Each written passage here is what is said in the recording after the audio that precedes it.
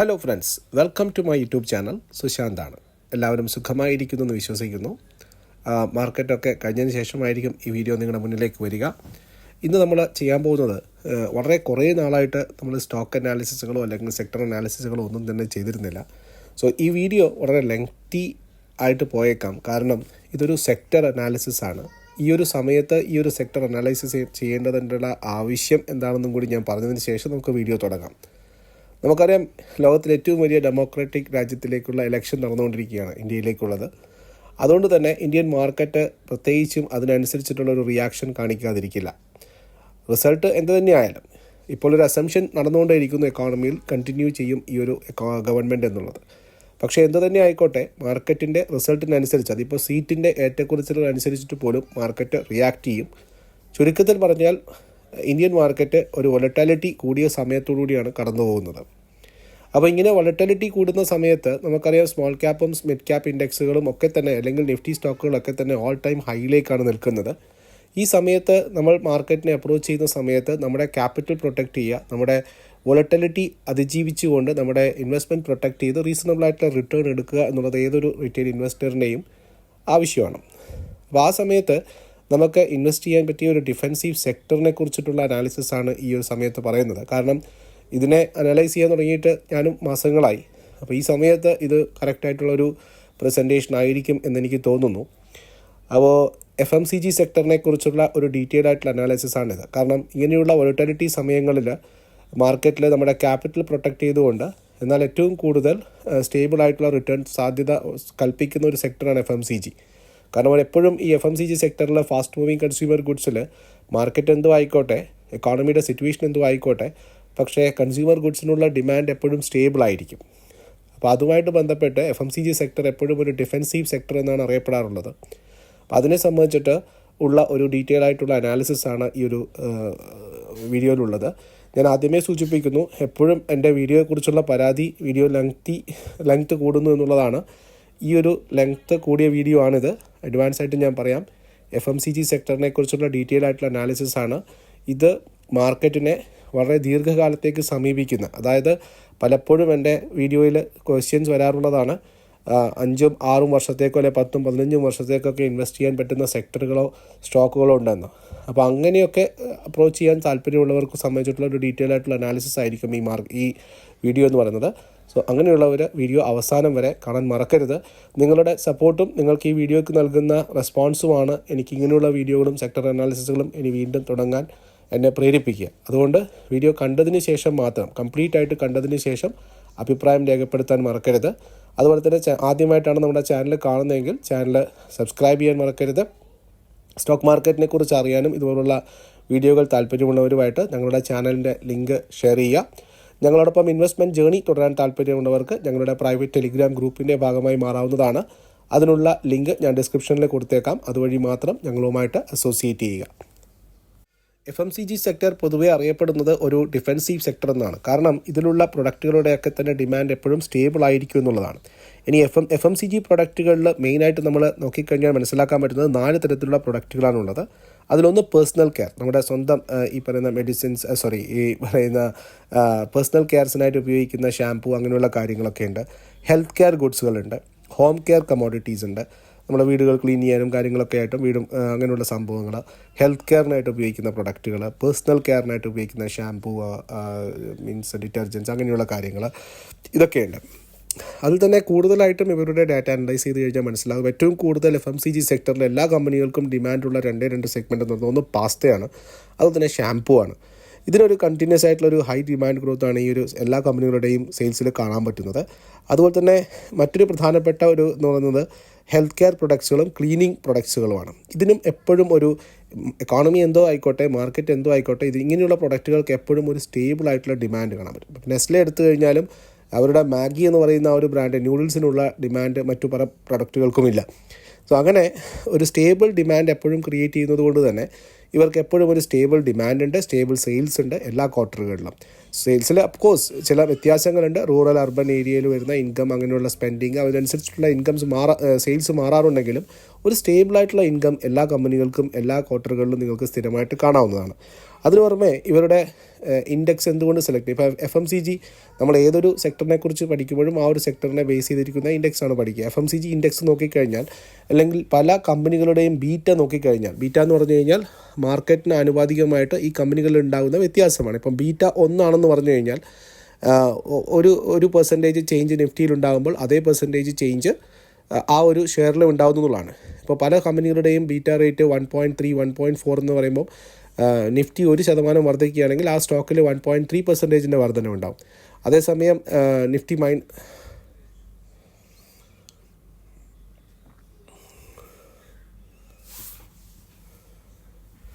Nifty നേരെ മറിച്ചാണെങ്കിൽ, minus ആണെങ്കിൽ അതേപോലെ അത്രയും ഇടിവും ആ കമ്പനികളിലുണ്ടാകും. പക്ഷേ ഈ ഒരു FMCG സെക്ടറിലുള്ള പല കമ്പനികളുടെയും ബീറ്റ റേറ്റ് നോക്കിക്കഴിഞ്ഞാൽ അത് 1 താഴെയാണ്. അതായത് നിഫ്റ്റി വലിയ രീതിയിൽ മാറ്റം ഉണ്ടായാൽ പോലും അതിനനുപാതികമായിട്ടല്ല, അതിൽ കുറച്ച് മാറ്റങ്ങൾ മാത്രമേ ഉണ്ടാവൂ. ഇനിയിപ്പോൾ നിഫ്റ്റി താഴോട്ട് വന്നു കഴിഞ്ഞാലും അതിൽ കുറഞ്ഞിട്ടുള്ള ഇടിവ് മാത്രമേ ഈ കമ്പനികളിൽ രേഖപ്പെടുത്താറുള്ളൂ എന്നുള്ളതാണ്. അതിന് പുറമെ ഇവരുടെയൊക്കെ ഡിവിഡൻഡ് പേ ഔട്ട് റേഷ്യോ നോക്കിക്കഴിഞ്ഞാൽ വളരെ സ്ട്രോങ് ആണ്. ഒരു സ്റ്റേബിൾ ഡിവിഡൻഡ് കൊടുക്കുന്ന കമ്പനികളാണ് മിക്കവാറും എല്ലാ FMCG കമ്പനികളും. അതൊക്കെ തന്നെയാണ് ഈ ഒരു വോളറ്റൈൽ സെഷനിലും ഈ കമ്പനികളെ നമുക്ക് പ്രിയകരമാക്കുന്നത്. ഇനി മറ്റൊരു കാര്യം, ഇതൊക്കെ കേട്ടിട്ട് വളരെ എപ്പോഴും സ്റ്റേബിളായിട്ടുള്ള റിട്ടേൺ നൽകുന്ന ഒരു സെക്ടറാണെന്ന് FMCG സെക്ടർ എന്ന് ചോദിച്ചു കഴിഞ്ഞാൽ തെറ്റാണ്. കാരണം 2024 ഇപ്പോൾ ഏപ്രിൽ വരെയുള്ള ഡാറ്റ എടുത്ത് നോക്കിക്കഴിഞ്ഞാൽ നിഫ്റ്റി 100ൻ്റെ റിട്ടേൺ എന്ന് പറയുന്നത് ഏകദേശം 3.4% ആണ്. പോസിറ്റീവ് റിട്ടേൺ ആണ് നിഫ്റ്റി 100 കൊടുത്തിരിക്കുന്നത്. പക്ഷേ നെഗറ്റീവ് റിട്ടേൺ ആണ് FMCG കൊടുത്തിരിക്കുന്നത്. -5.4% നെഗറ്റീവ് റിട്ടേൺ ആണ് FMCG സെക്ടർ കൊടുത്തിരിക്കുന്നത്.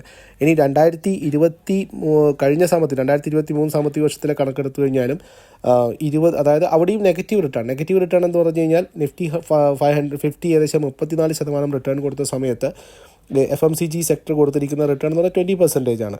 അപ്പോൾ 2024 ഇതുവരെയും 2023 ബെഞ്ച് മാർക്കുമായിട്ട് കമ്പയർ ചെയ്യുമ്പോൾ നിഫ്റ്റി ഇൻഡെക്സ് അണ്ടർ പെർഫോംഡ് ആണ് എന്നുള്ളത് നിങ്ങൾക്ക് ഇപ്പോൾ അനലൈസ് ചെയ്താൽ മനസ്സിലാവും. പക്ഷേ എന്നിട്ടും എന്തുകൊണ്ട് നമ്മൾ ഈ സെക്ടർ അനലൈസ് ചെയ്യുന്നുള്ളത് തുറന്ന് കേൾക്കുക. അപ്പോൾ എന്തുകൊണ്ട് ഈ ഒരു കമ്പനി, ഈ ഒരു സെക്ടറുകൾ, ഈ ഒരു FMCG സെക്ടർ അണ്ടർ പെർഫോം ചെയ്തെന്ന് വെച്ച് കഴിഞ്ഞാൽ പല കാര്യങ്ങൾ നമുക്കിതിലേക്ക് കാണാൻ പറ്റും. കാരണം FMCG സെക്ടറിലുള്ള ഡിമാൻഡ് അല്ലെങ്കിൽ പ്രൊഡക്റ്റുകൾക്കുള്ള ഡിമാൻഡ് ഒരുപാട് മാർക്കറ്റ് ഡൈനാമിക്സിനെ അനുസരിച്ചിരിക്കുന്നു. അത് നമുക്ക് കാണാൻ പറ്റുന്ന കാര്യങ്ങൾ മാക്രോ എക്കണോമിക്സ് ഫാക്ടേഴ്സ്, അതായത് എക്കോണമിയിൽ മൊത്തമായിട്ട് നടക്കുന്ന സ്പെൻഡിങ്, ജനങ്ങളുടെ ജീവിത നിലവാരത്തിൻ്റെ രീതി മാറി. അപ്പോൾ അവരുടെ സ്പെൻഡിങ് കൂടുന്നു, കുറയുന്നു. ഇതനുസരിച്ചിട്ട് FMCG സെക്ടറിലുള്ള സ്പെൻഡിങ് വന്നേക്കാം, ഡിമാൻഡുകൾ കൂടിയേക്കാം, കുറഞ്ഞേക്കാം. പിന്നെ കൂടുതൽ ആൾക്കാർ ഹെൽത്ത് കോൺഷ്യസ് ആയിട്ടുള്ള പ്രൊഡക്റ്റുകളിലേക്ക് പോകുന്നു. ഇത് FMCG സെക്ടറിൻ്റെ ഡിമാൻഡിനെ ബാധിക്കും. റെഗുലേറ്ററി ചേഞ്ചസ് വരുന്നു. ഇപ്പോൾ നമുക്കറിയാം റീസെൻ്റ് ആയിട്ട് ഇപ്പം ഹെൽത്ത് ഡ്രിങ്ക്സ് ഉപയോഗിക്കാൻ പറ്റില്ല, ഹോർലിക്സ് തന്നെ പേര് മാറ്റിയിട്ടൊക്കെയാണ് വരുന്നത്. അപ്പോൾ ഫ്രൂട്ട് ജ്യൂസുകൾക്കുള്ള കണ്ടൻസിൻ്റെ റെഗുലേറ്ററി മെഷേഴ്സ്, ഇങ്ങനെയുള്ള പല കാര്യങ്ങളും. ഇപ്പോൾ റെഗുലേറ്ററി മെഷേഴ്സ് ആയാലും ശരി, ഹെൽത്ത് കോൺഷ്യസ് ആയാലും ശരി, ഇവരുടെ ഓപ്പറേഷണൽ കോസ്റ്റ്, മെറ്റീരിയൽ കോസ്റ്റ്, ഇതൊക്കെ ഇവരുടെ മാർജിൻ പ്രഷേഴ്സ് കൊണ്ടുവന്നിട്ടുണ്ട്. അങ്ങനെ പല കാര്യങ്ങളും അടങ്ങിയിട്ടാണ് ഈ ഒരു ഡിമാൻഡിൽ, അത് ലൈഫ് സ്റ്റൈലിൽ ഉണ്ടാകുന്ന മാറ്റം പോലും ഈ ഒരു സെക്ടറിൽ റിഫ്ലക്റ്റ് ചെയ്യും. അപ്പോൾ അതിനനുസരിച്ചിട്ട് കമ്പനികൾ മാറുന്നു, അതിനനുസരിച്ചിട്ടുള്ള പ്രൊഡക്റ്റുകൾ ഉൽപ്പാദിപ്പിക്കുന്നു എന്നുള്ളതാണ് ഈ ഒരു സെക്ടറിൽ കണ്ടിരിക്കുന്ന മറ്റൊരു അപ്ഡേറ്റ്സ് എന്ന് പറയുന്നത്. അതായത് ഇപ്പോൾ ആൾക്കാർ ഹെൽത്ത് കോൺഷ്യസ് ആയിട്ടുള്ള പ്രൊഡക്റ്റുകൾ ഡിമാൻഡ് ചെയ്യുന്നതിനനുസരിച്ചിട്ട് അവർ ഹെൽത്ത് കോൺഷ്യസ് ആയിട്ടുള്ള അല്ലെങ്കിൽ ഹെൽത്ത് ഓറിയൻറ്റഡ് ആയിട്ടുള്ള പ്രൊഡക്റ്റുകൾ ഇൻട്രൊഡ്യൂസ് ചെയ്തു മാർക്കറ്റിൽ എന്നുള്ളതാണ്. ഏറ്റവും വേഗത്തിൽ ഒരു ഡിമാൻഡ് അല്ലെങ്കിൽ ഒരു ചേഞ്ച് കൊണ്ടുവരുന്ന ഒരു സെക്ടറും കൂടി ആയിട്ടാണ് നമുക്ക് FMCG സെക്ടറിനെ വിശദമായിട്ട് നോക്കിക്കഴിഞ്ഞാൽ മനസ്സിലാക്കുക. പക്ഷേ ഡിസംബർ ക്വാർട്ടറുകളിൽ നോക്കിക്കഴിഞ്ഞാലും റൂറൽ ഡിമാൻഡ് ഇതുവരെ പിക്കപ്പ് ചെയ്തിട്ടില്ലെങ്കിലും ഗ്രോസ് മാർജിൻ കൂടിയിട്ടാണ് കാണുന്നത്. മെറ്റീരിയൽ കോസ്റ്റ് സ്റ്റേബിൾ ആയിട്ടുണ്ട്. അതുപോലെ തന്നെ അഡ്വർടൈസിങ് കോസ്റ്റും കോമ്പറ്റീഷനും വളരെ കൂടുതലാണ്. അഡ്വർടൈസ്മെൻറ്റ് വളരെ കൂടുതലായിട്ട് കൊടുക്കേണ്ടതായിട്ട് വരുന്നു. ടൈറ്റ് കോമ്പറ്റീഷൻ നടക്കുന്ന ഒരു സെഗ്മെൻറ്റാണിത്.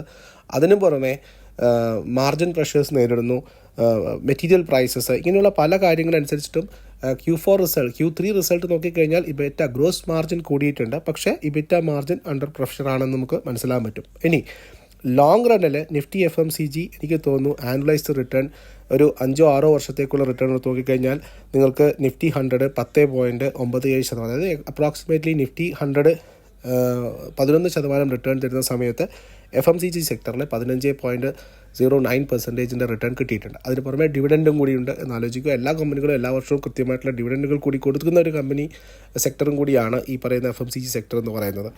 സോ അതുകൊണ്ട് തന്നെ ഈ ഒരു റിട്ടേൺ, ആനുവലൈസ്ഡ് റിട്ടേൺ ലോങ് റണ്ണിൽ കൂടുന്നത് കൊണ്ട് തന്നെ കൂടുതൽ ലോങ് റണ്ണിലേക്ക് മാർക്കറ്റിൽ ഇൻവെസ്റ്റ് ചെയ്യാൻ താല്പര്യമുള്ളവരെ സംബന്ധിച്ചിട്ട് സെലക്ട് ചെയ്യാൻ പറ്റുന്ന ഒരു സെക്ടർ കൂടിയാണ് FMCG സെക്ടർ.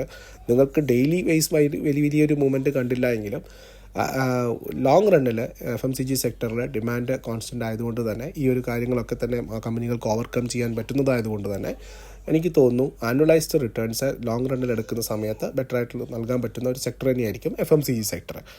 ഇനി ഏതൊരു സെക്ടറിൻ്റെ ഇൻവെസ്റ്റ്മെൻറ്റിൽ നമുക്കറിയാലോ വാല്യുവേഷനാണ് ഏറ്റവും പ്രധാനമുള്ളത്. അപ്പം FMCG സെക്ടറിൻ്റെ ഇപ്പോഴത്തെ വാല്യുവേഷൻ അനുസരിച്ച് നോക്കിക്കഴിഞ്ഞാൽ 10 വർഷത്തെ ഹിസ്റ്റോറിക്കൽ PE വാല്യുവേഷൻ എടുത്തു കഴിഞ്ഞാൽ കോൾഗേറ്റും ഗോദ്രേജും കുറച്ച് പ്രീമിയം വാല്യുവേഷനാണ്. എങ്കിലും മറ്റ് കമ്പനികളെ നോക്കിക്കഴിഞ്ഞാൽ സെക്ടർ PE നോക്കിക്കഴിഞ്ഞാൽ 52x ട്രേഡ് ചെയ്യുന്നത്. ഇത് 54x ആണ് ഇവരുടെ 10 വർഷത്തെ ഹിസ്റ്റോറിക്കൽ PE. അതിലും താഴെയാണ്, അതായത് ഡിസ്കൗണ്ടിലാണ് ഇപ്പോൾ ട്രേഡ് ചെയ്യുന്നത് അർത്ഥം. അതുപോലെ തന്നെ 10 ഇയറിലെ ഹിസ്റ്റോറിക്കൽ 15 വർഷമാണ് ഞാൻ നേരത്തെ ഉദ്ദേശിച്ചത്. 15 വർഷത്തെ PE താഴെയാണ്, ഡിസ്കൗണ്ടിലാണ് ട്രേഡ് ചെയ്യുന്നത്. അതുപോലെ തന്നെ 10 വർഷത്തെ ഹിസ്റ്റോറിക്കൽ ആവറേജ് ചെയ്ത് നോക്കിക്കഴിഞ്ഞാൽ 49x ആണ്. ഈ പ്രൈസ് ടു ഏർണിങ്സ് കുറച്ച് കൂടാൻ കാരണം, അല്ലെങ്കിൽ കുറച്ചുകൂടി ഡിസ്കൗണ്ട് ആവാൻ കാരണം മാർജിൻ പ്രഷർ നേരിട്ടു എന്നുള്ളത് തന്നെയാണ്. ഇനി വരുന്ന സെക്ടറുകളിൽ എന്താ സംഭവിക്കാമെന്ന്, വരുന്ന ക്വാർട്ടറുകളിൽ സംഭവിക്കാൻ പോകുന്നത് റോ മെറ്റീരിയൽ കോസ്റ്റ് കുറേ കൂടി സ്റ്റേബിൾ ആവുന്നു.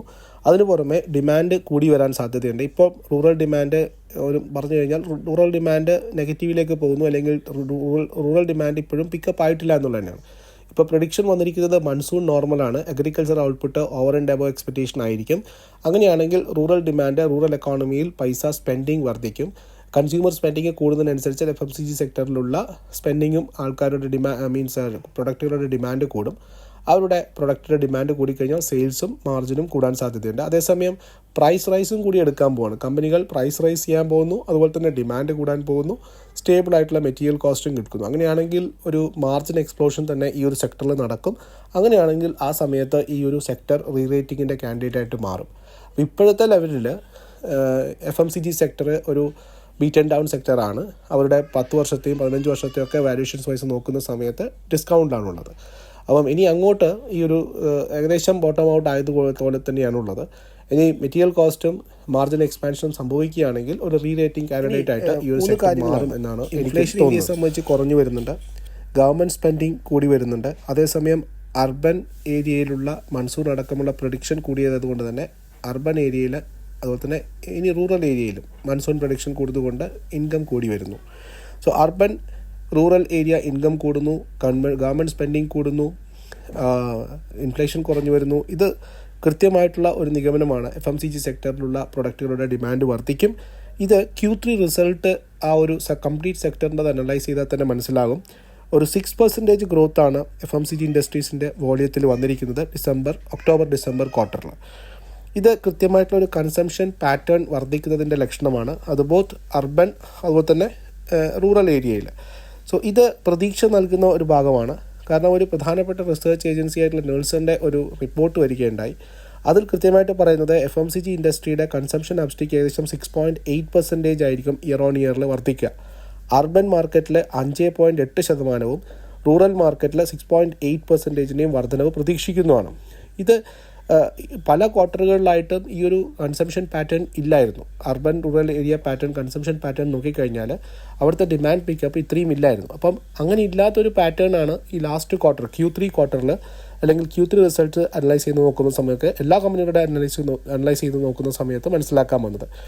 മാത്രമല്ല കൺസംഷൻ ഗ്യാപ്പ്, അർബൻ കൺസംഷൻ ലെവലും റൂറൽ കൺസംഷൻ കൺസംഷൻ്റെയും ഗ്യാപ്പ് എന്ന് അവർ സ്പെൻഡ് ചെയ്യുന്ന പൈസയുടെ എമൗണ്ടിൽ ചെറിയ വ്യത്യാസം മാത്രമേ വരുന്നുള്ളൂ. അത് ആദ്യമായിട്ടാണ് 2023 തേർഡ് ക്വാർട്ടറിൽ കാണാൻ സാധിക്കുന്നത്. അപ്പോൾ നല്ല വോളിയത്തിൽ ട്രേഡിംഗ് വരുന്നു, നല്ല വോളിയത്തിൽ ഡിമാൻഡ് വരുന്നു, നല്ല ഡിമാൻഡ് പിക്കപ്പ് വരുന്നു.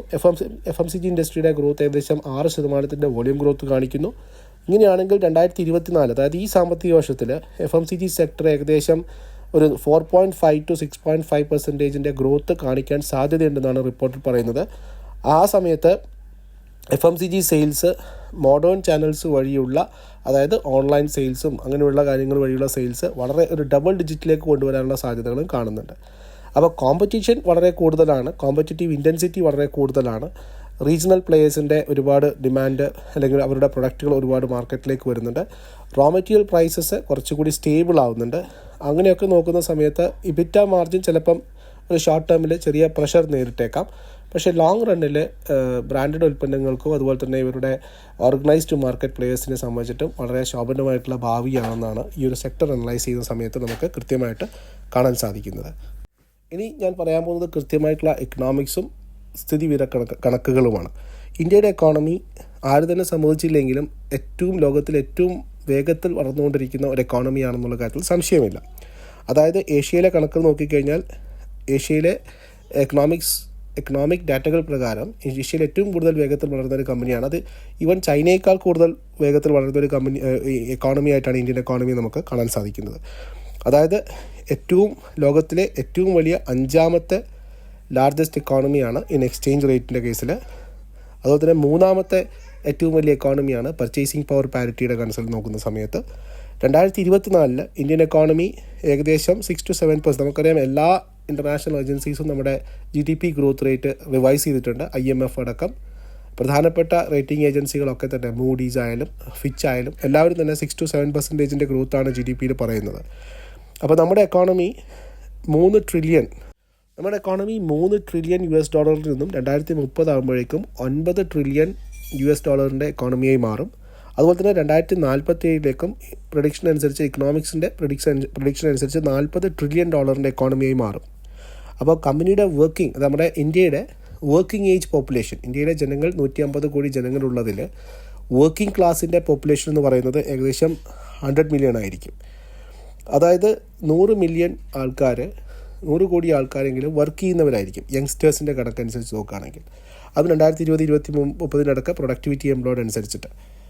അപ്പം യങ്സ്റ്റേഴ്സിൻ്റെ ഇടയിലുള്ള FMCG സെക്ടറിലുള്ള ഡിമാൻഡും ഇത്രയും ജനങ്ങളെ കാറ്റർ ചെയ്യാനുള്ള ഡിമാൻഡ്സൊക്കെ വരാൻ പോകുന്നത്, ഇവർ ഡിമാൻഡ് ചെയ്യാൻ പോകുന്നത് ഇങ്ങനെയുള്ള സെക്ടറുകളിൽ നിന്നാണ്. ഇത്രയും വലിയ പോപ്പുലേഷൻ ഗ്രൂപ്പ് ഉണ്ടാകുന്നു, വർക്കിംഗ് ക്ലാസ് ഉണ്ടാകുന്നു, അവരുടെ ഡിമാൻഡിനനുസരിച്ചിട്ടുള്ള പ്രൊഡക്റ്റുകൾ അവർ ഡിമാൻഡ് ചെയ്യുന്നു. സോ ഈ കമ്പനികൾ തന്നെയാണ് ഇത് കാറ്റർ ചെയ്യാൻ പോകുന്നത്. അപ്പോൾ FMCG സെക്ടറിൽ അടുത്ത 10-15 വർഷത്തേക്ക് ഉണ്ടാകാൻ പോകുന്ന ചാട്ടങ്ങൾ, ജമ്പ് എന്ന് പറയുന്നത് വളരെ വലിയൊരു ഓപ്പർച്യൂണിറ്റിയാണ് എന്നാണ് ഈ ഒരു എക്കണോമിക്സ് കണക്കുകൾ നമുക്ക് വ്യക്തമാക്കി തരുന്നത്.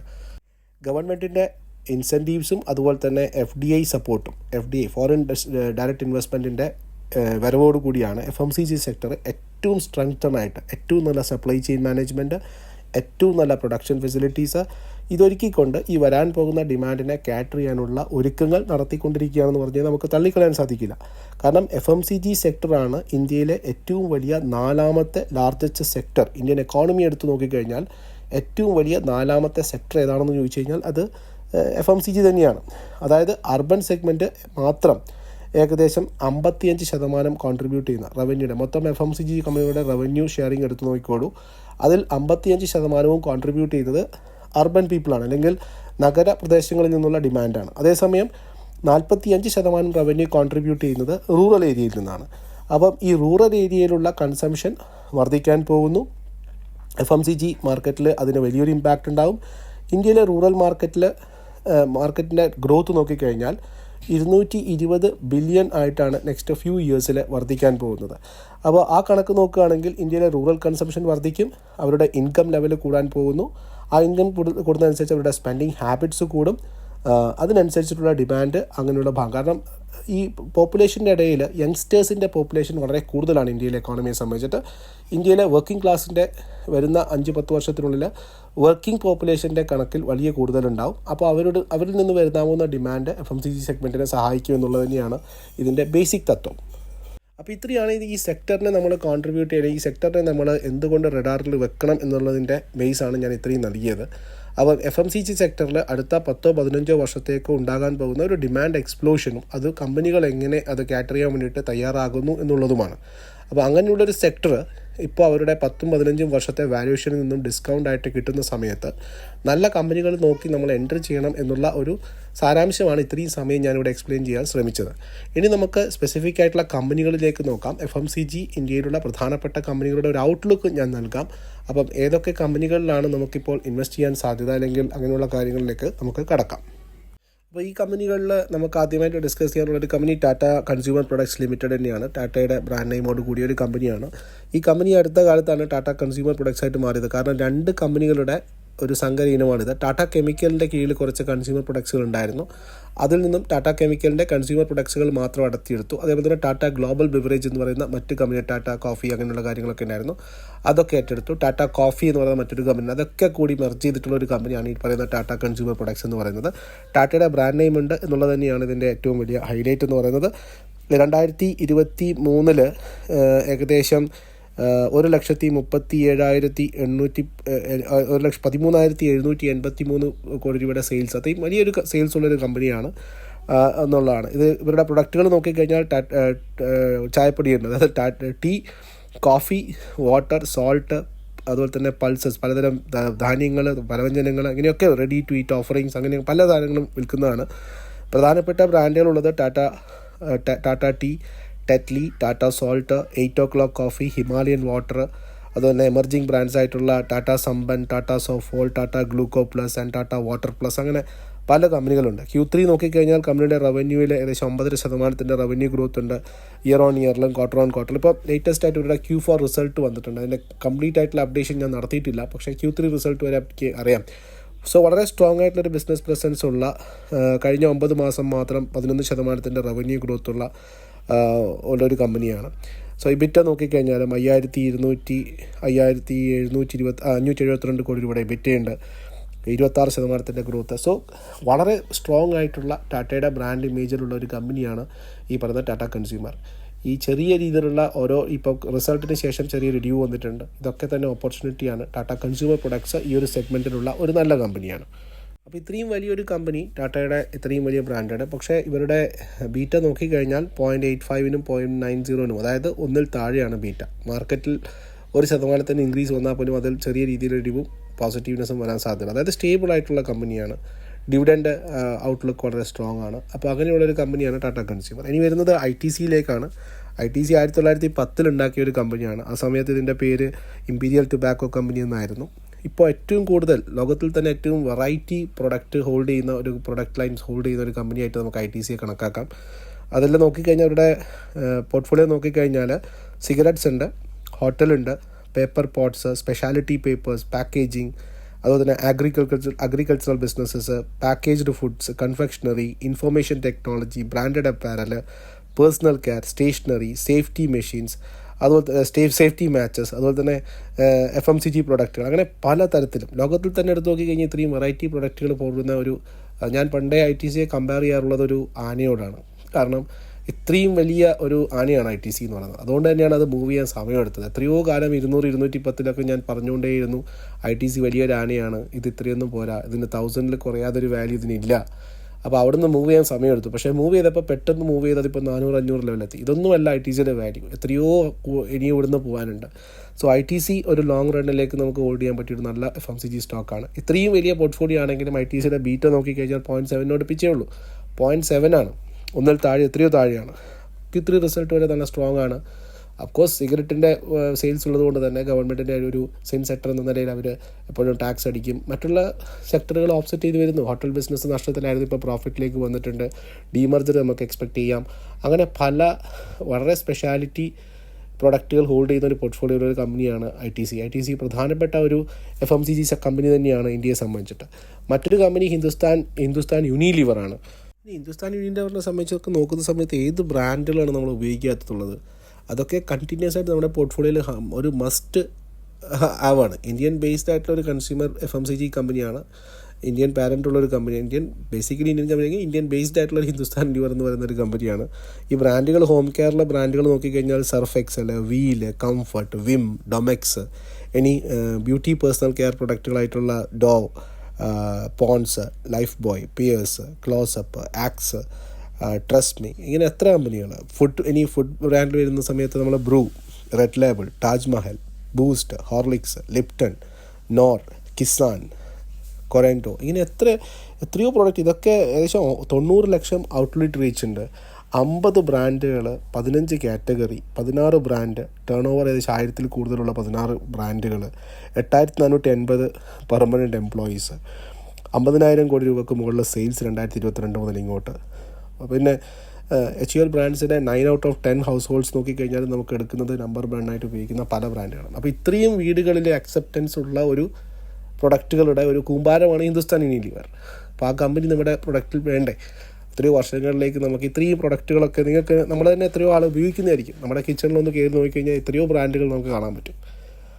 ഇപ്പോൾ ഹിന്ദുസ്ഥാൻ യൂണിലിവറൊക്കെ ഇങ്ങനെ 2400-2500 രൂപയ്ക്കും ഒരു ക്വാർട്ടർലി റിസൾട്ട് മോശമാണ്, ഡിമാൻഡ് ഗ്രോത്ത് ഇല്ല, ഇതൊക്കെ തിരിച്ചു വരാൻ പറ്റുന്ന കാര്യമാണ്. ഞാൻ പറഞ്ഞല്ലോ, വരുന്ന സമയങ്ങളിൽ ഇപ്പം ഹിന്ദുസ്ഥാൻ യൂണിലിവറിനെ നമ്മൾ പണിഷ് ചെയ്യാനുള്ള കാരണം ഏതൊരു റിസൾട്ട് വരുമ്പോഴും റൂറൽ ഡിമാൻഡ് ഇല്ല, പിക്കപ്പ് ആവുന്നില്ല, റൂറൽ ഡിമാൻഡ് പിക്കപ്പ് അല്ല എന്നുള്ളതാണ്. അർബൻ ഡിമാൻഡ് ഇപ്പോഴും സ്റ്റേബിളായിട്ടുണ്ട്. റൂറൽ ഡിമാൻഡ് തിരിച്ചു വന്നു കഴിഞ്ഞാൽ ഈ സ്റ്റോക്ക് എത്രയോ കൂടി വരില്ലേ. ഡിമാൻഡ് കൃത്യമായിട്ട് ഡിവിഡൻഡ് കൊടുക്കുന്ന ഒരു കമ്പനിയാണ്. സോ ഇതൊരു must have in your portfolio എന്നുള്ളൊരു സ്റ്റോക്ക് തന്നെയാണ്. നമ്മൾ LNT എങ്ങനെ പറയുന്നു, റിലയൻസ് എങ്ങനെ പറയുന്നു, അതുപോലെ തന്നെയാണ് ഹിന്ദുസ്ഥാൻ യൂണിലിവർ. ഇത്രയും അക്സെപ്റ്റഡ് ആയിട്ടുള്ള ബ്രാൻഡുകൾ, 1000 കോടിക്ക് മുകളിലുള്ള 16 ബ്രാൻഡുകൾ, 18 ബ്രാൻഡുകളുള്ള ഒരു കമ്പനി എന്ന് പറയുമ്പോൾ തീർച്ചയായിട്ടും നിങ്ങൾക്ക് അതിൻ്റെ ഡെപ്ത് മനസ്സിലാവും. സോ ഇൻഡിവിജ്വലി ഒരു സ്റ്റോക്ക് അനാലിസിസ് ഞാനിവിടെ മുതിരുന്നില്ല, പക്ഷേ നിങ്ങൾക്ക് തീർച്ചയായിട്ടും നോക്കാം. ഹിന്ദുസ്ഥാൻ യൂണിലിവർ ഒരു മസ്റ്റ് ഹാവ്. ഇങ്ങനെയുള്ള ഒരു കമ്പനി നമ്മുടെ പോർട്ട്ഫോളിയോയിൽ ഉണ്ടാവേണ്ടത് ആവശ്യം ഞാൻ വീണ്ടും റിപ്പീറ്റ് ചെയ്യുന്നില്ല. അതുപോലെ ഡാബർ നമ്മൾ എപ്പോഴും ഉപയോഗിക്കുന്ന കമ്പനികൾ തന്നെ. ഡാബർ ഇന്ത്യയിലെ ലീഡിങ് കൺസ്യൂമർ ഗുഡ്സ് കമ്പനിയാണ്. പ്രത്യേകിച്ചും അവരുടെ ഇൻട്രസ്റ്റ് ഹെൽത്ത് മീൻസ് ഈ ആയുർവേദിക് ഓറിയൻറ്റഡ് ആയിട്ടുള്ള പ്രൊഡക്റ്റുകളാണ്. അവർക്ക് oral care, health care, skin care, home care, food, അങ്ങനെ പല തരത്തിലുള്ള പല FMCG ബ്രാൻഡുകളും FMCG പ്രൊഡക്റ്റ് പോർട്ട്ഫോളിയോ ഡാബറിന് നോക്കിക്കഴിഞ്ഞാൽ ഒരു 5 കാറ്റഗറി ആയിട്ട് നമുക്ക് ഫ്ലാഗ്ഷിപ്പ് പ്രൊഡക്ട്സുകൾ കാണാൻ പറ്റും. ഡാബറിൻ്റെ മാസ്റ്റർ ബ്രാൻഡാണ് നാച്ചുറൽ ഹെൽത്ത് കെയർ പ്രൊഡക്ട്സിൽ വാറ്റിക്കയുണ്ട്. പേഴ്സണൽ കെയറിന് വേണ്ടിയിട്ട് ഹാജ്മുല, ഡൈജസ്റ്റീവ് സിസ്റ്റത്തിനൊക്കെ ഉപയോഗിക്കുന്ന ഹാജ്മുല, റിയൽ ഫ്രൂട്ട് ജ്യൂസിൽ റിയൽ, അതുപോലെ തന്നെ ഫെയിം എന്ന് പറയുന്ന ഫെയർനെസ് ബ്ലീച്ചസ്, അങ്ങനെയുള്ള പ്രൊഡക്റ്റ്. കൺസോളിഡേറ്റഡ് റവന്യൂ Q3 ഏകദേശം 7% ഗ്രോത്ത് ആയിരുന്നു. 3260 കോടി രൂപയുടെ റവന്യൂ ഒരു ക്വാർട്ടറിൽ ജനറേറ്റ് ചെയ്യാൻ കമ്പനിയുള്ള കപ്പാസിറ്റി. ഗ്രോസ് മാർജിൻ നോക്കിക്കഴിഞ്ഞാൽ 310 ബേസിസ് പോയിൻ്റ് ഉയർച്ചയായിരുന്നു. 48.5% EBITDA followed. അപ്പോൾ ഒരു സ്ട്രോങ് കാൻഡിഡേറ്റ് തന്നെയാണ്. നമുക്ക് 7% മാർക്കറ്റ് ക്യാപിറ്റലൈസേഷനാണ് ലിക്വിഡ് അസറ്റ്സിൽ മാത്രമുള്ളത്. ഇതിൻ്റെയും P അല്ലെങ്കിൽ ബീറ്റ എന്ന് പറയുന്നത് 0.81% ആണ്. അപ്പം ഇതിൻ്റെ ഒരു 1 ഇയർ ഫോർവേഡ് P വെറും 44x സോ സ്റ്റോക്ക് ഏകദേശം 5% ഡിസ്കൗണ്ടിലാണ് 5 ഇയർ ആവറേജ് നോക്കിക്കഴിഞ്ഞാൽ പോലും. ഇത് ഞാൻ ചാടിക്കേറി വാങ്ങണം എന്നല്ല ഉദ്ദേശിച്ചത്. ഡാബർ പോലുള്ള വളരെ എക്സൈറ്റഡ് ആയിട്ടുള്ള നമ്മൾ പല പ്രൊഡക്റ്റുകൾ നോക്കിക്കഴിഞ്ഞാൽ നമ്മൾ അത്ഭുതപ്പെട്ടു പോകും. ഡാബറിൻ്റെയൊക്കെ പ്രൊഡക്റ്റ് കാറ്റഗറി നമ്മളറിയാം. ഡാബർ, അതുപോലെ തന്നെ ആൻമോൾ, ഹോം മെയ്ഡ്, റിയൽ, ഇങ്ങനെ പല ജ്യൂസ് ബ്രാൻഡ്സ് ഉണ്ട്. ഇനി ഹെർബൽ പ്രൊഡക്ട്സ് പറഞ്ഞു കഴിഞ്ഞാൽ അഡോണിൽ, നമ്മൾ എയർ ഫ്രഷ്നറൊക്കെ ആയിട്ട് വെക്കുന്ന അഡോണിൽ, ഒഡോമോസ്, നമ്മൾ കൊതുകിനൊക്കെ ഉപയോഗിക്കുന്ന ഒഡോമോസ്, ചവനപ്രാവശ്യത്തിലെ ബ്രാൻഡുകൾ, ഹണി, ഡാബറിൻ്റെ ഹണി ഉണ്ട്, ആംല, ബബൂൾ അടക്കമുള്ള ടൂത്ത് പേസ്റ്റുകൾ, റെഡ് ബബൂൾ, അങ്ങനെയുള്ള പല ടൂത്ത് പേസ്റ്റ്. എത്രയോ നമ്മൾ അറിയാത്ത ഒരു വെറൈറ്റി പ്രൊഡക്റ്റുകളുടെ ഒരു പോർട്ട്ഫോളിയോ തന്നെയാണ് ഡാബറുള്ളത്. അപ്പോൾ ഡാബർ ഒരു നല്ല FMCG കമ്പനിയാണ്. അപ്പോൾ ഇനി മറ്റൊരു പ്രൊഡക്റ്റിലേക്ക് വന്നു കഴിഞ്ഞാൽ മാരിക്കോ ലിമിറ്റഡ്. അതുപോലെ മറ്റധികം ചർച്ച ചെയ്യപ്പെടാത്ത ഒരു FMCG കമ്പനിയാണ് മാരിക്കോയുടെ 2 പ്രൊഡക്റ്റുകൾ നമുക്ക് വളരെ പ്രധാനപ്പെട്ട പാരച്യൂട്ട് അഡ്വാൻസ്, നമ്മൾ ഉപയോഗിക്കുന്ന വെളിച്ചെണ്ണ എന്ന് പറയുന്നത് വളരെ ഫേമസ്. അതിന് പുറമേയും ഒരുപാട് പ്രൊഡക്റ്റുകളുണ്ട്. 9764 കോടി രൂപയുടെ സെയിൽസ് ഉണ്ടാക്കുന്ന ഒരു കമ്പനിയാണ് ഒരു ക്വാർട്ടറിൽ നോക്കിക്കഴിഞ്ഞാൽ. അപ്പോൾ അതിൻ്റെ പിയും ഏകദേശം 0.8185, അതായത് 1% താഴെയാണ്. P അല്ല, ബീറ്റ. അപ്പോൾ മാരിക്കോയുടെ ഇന്ത്യയിലെ ഒരു ലീഡിങ് കൺസ്യൂമർ പ്രൊഡക്ട്സ് ആണ് കമ്പനിയാണ്.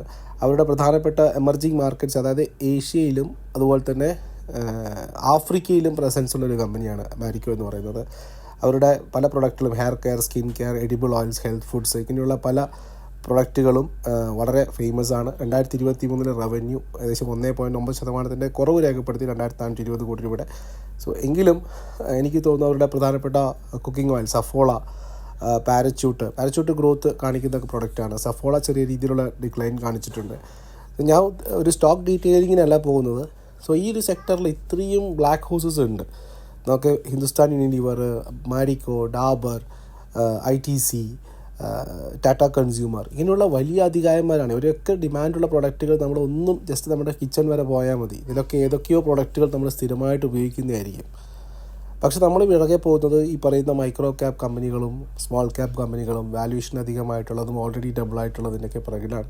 സോ സ്റ്റേബിളായിട്ടുള്ള ഡിമാൻഡ് ഉള്ള പ്രൊഡക്റ്റുകൾ, ഡീസൻ്റ് ആയിട്ടുള്ള PEയിലുള്ള കമ്പനികൾ, മാർക്കറ്റിൻ്റെ വോളറ്റാലിറ്റിയിൽ നിന്ന് നമ്മളെ രക്ഷിക്കാൻ സാധ്യതയുള്ള കമ്പനികൾ, അവരുടെ ഡിവിഡൻഡ് കൃത്യമായിട്ട് തരുന്ന കമ്പനികൾ, ഇങ്ങനെയുള്ള സമയത്താണ് നമ്മൾ മറ്റു പല കമ്പനികളുടെയും പുറകെ പോകുന്നത്. അപ്പോൾ ഇങ്ങനെ ഒരു വോളറ്റാലിറ്റിയുടെ സമയത്ത് ഇങ്ങനെയുള്ള ചില കമ്പനികളിൽ നമുക്ക് ഇൻവെസ്റ്റ്മെൻറ്റ് കേന്ദ്രീകരിക്കാൻ സാധിച്ചു കഴിഞ്ഞാൽ വളരെ സ്ട്രോങ് ആയിട്ടുള്ള റിട്ടേൺ നമുക്ക് നൽകാൻ സാധിക്കും. ഇനി ഈ ഒരു കമ്പനി മാത്രമല്ല, നിങ്ങൾക്ക് ഇങ്ങനെ സ്റ്റോക്കിൽ നിക്ഷേപിക്കാൻ താല്പര്യമില്ലെങ്കിൽ FMCG ഇൻഡെക്സ് ഉണ്ട്, FMCG ETF ഉണ്ട്. 500 രൂപ സംതിങ് ആണുള്ളത്. അതിലെല്ലാ FMCG ബാസ്ക്കറ്റും വന്നു. FMCG ETF ഇൻവെസ്റ്റ് ചെയ്യാം. FMCG ബേസ്ഡ് ആയിട്ടുള്ള മ്യൂച്വൽ ഫണ്ട്സ് ഉണ്ട്. സോ FMCG തീമാറ്റിക് ബേസ്ഡ് ആയിട്ടുള്ള FMCG മ്യൂച്വൽ ഫണ്ട്സുകളുണ്ട്. അതിനെക്കുറിച്ച് അറിയാൻ താല്പര്യമുണ്ടെങ്കിൽ നമുക്ക് കമൻറ്റ് ചെയ്യാം. സോ അത്രയും പ്രോമിസിംഗ് ആയിട്ടുള്ള അടുത്ത വരാൻ പോകുന്ന ഒരു സെക്ടറായിട്ട് തോന്നുന്നത് കൊണ്ടാണ് ഈ സെക്ടർ അനാലിസിസ് നടത്തിയത്. സോ ഈ കമ്പനികളെക്കുറിച്ചും ഇനി ഡീറ്റെയിൽ ആയിട്ടുള്ള വീഡിയോ വേണമെങ്കിൽ നമുക്ക് ചെയ്യാം. ബ്രിട്ടാനിയയെക്കുറിച്ച് ഞാൻ ഇനി ആദ്യം പറയുന്നില്ല. ബ്രിട്ടാനിയ ഉണ്ട്. സോ എനിവേ ബിസ്ക്കറ്റ് ഇൻഡസ്ട്രിയിലെ 30-35% ഇന്ത്യയിലെ ബിസ്ക്കറ്റ് ഇൻഡസ്ട്രി ഹോൾഡ് ചെയ്യുന്ന ഒരു കമ്പനിയാണ് ബ്രിട്ടാനിയ. വാഡിയ ഗ്രൂപ്പ്സിൻ്റെ പറയുന്ന ബ്രിട്ടാനിയ. അപ്പോൾ അങ്ങനെ പല നല്ല കമ്പനികളും നമ്മുടെ കയ്യിലുണ്ട്. സ്റ്റേബിളായിട്ടുള്ള ഗ്രോത്ത് പ്രോസ്പെക്റ്റ് ചെയ്യുന്ന കമ്പനികൾ. നിങ്ങൾക്ക് തന്നെ അറിയാം, ഈ ഡിമാൻഡുകളൊന്നും ഒരിക്കലും കുറയാൻ പോകുന്നില്ല. ഇനി വരാൻ പോകുന്ന സമയത്ത് കൂടാനേ പോകുന്നുള്ളൂ. അപ്പം വീഡിയോ ഇഷ്ടമാണെന്ന് എനിക്കറിയില്ല. വളരെ ലെങ്തി ആയിട്ടുള്ളൊരു വീഡിയോ ആയിരിക്കാം. ഇഷ്ടമായിട്ടുണ്ടെങ്കിൽ തീർച്ചയായിട്ടും മുഴുവനായിട്ട് കേട്ടവരുണ്ടെങ്കിൽ നിങ്ങളുടെ സത്യസന്ധമായിട്ടുള്ള അഭിപ്രായം ഞാൻ എക്സ്പെക്റ്റ് ചെയ്യുന്നു. അതിനുശേഷം നമുക്ക് വീണ്ടും സ്റ്റോക്ക് അനാലിസിസ് വീഡിയോ മറ്റു വേണമെങ്കിൽ ചെയ്യാം. അപ്പം വീഡിയോ ഇഷ്ടമാണെങ്കിൽ നിങ്ങളുടെ അഭിപ്രായം ഞാൻ സത്യസന്ധമായിട്ട് പ്രതീക്ഷിക്കുന്നു. മറ്റൊരു വീഡിയോയുമായിട്ട് കാണാം. അതുപോലെ ഞാൻ ഒന്നുകൂടി ഓർമ്മിപ്പിക്കുന്നു, ഞങ്ങളോടൊപ്പം ഇൻവെസ്റ്റ്മെൻറ്റ് ജേർണി തുടരാൻ താല്പര്യമുണ്ടെങ്കിൽ ഞങ്ങളുടെ പ്രൈവറ്റ് ടെലിഗ്രാം ഗ്രൂപ്പിൻ്റെ ഭാഗമായി മാറാവുന്നതാണ്. അപ്പോൾ എല്ലാവർക്കും നല്ലൊരു ദിവസം നേരുന്നു. മറ്റൊരു വീഡിയോയുമായിട്ട് കാണുന്നവരെ നന്ദി, നമസ്കാരം. Thank you.